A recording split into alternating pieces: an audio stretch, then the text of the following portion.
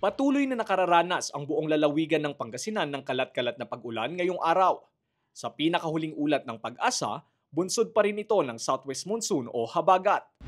Nandiyan pa rin po ang tinatawag natin na weather system na habagat o southwest monsoon. Makulimlim ang ating kalangitan na may kalat-kalat na pag-ulan sa iba't ibang dako po ng Pangasinan. Lalong-lalo na po dyan sa may area po ng western part ng Pangasinan ay nagkakaroon po ng moderate to heavy sometimes yung naranasan dyan, yung pag-ulan. Dito sa central, lalo na dito sa Dagupan, ay nagkakaroon din po tayo ng tinatawag na light to moderate rains na ating naranasan sa ngayon. Samantala rin po ang ating temperatura ay naglalaro pa rin po sa 24 to 30 degrees Celsius centigrade. Dahil sa pabago-bagong panahon, apektado rito ang ilang mga kabuhayan ng ilang residente sa San Fabian, Pangasinan. Tulad na lang ni Marian Clata na may-ari ng paggawaan ng tuyo at daing. Aniya, ilang linggo nang hindi nabibilad ng maayos ang kanilang mga tuyo dahil sa patuloy na pagbuhos ng ulan sa lugar. Kasi pag umuulan talagang hindi namin mailabas yan. Hindi namin maibilad.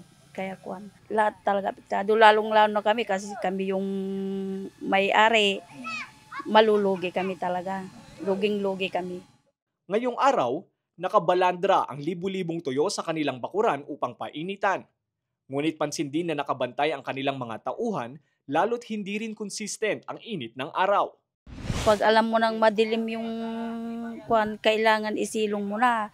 Kapag umaambon-ambon, hindi mo pwedeng ibilad yan. Kailangan, pabalik-balik. Kung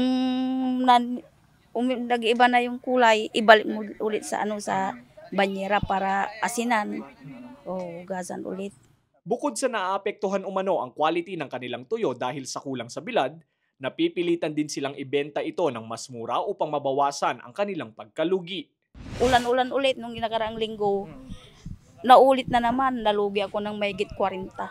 Ito nga, bintahan namin ng 180.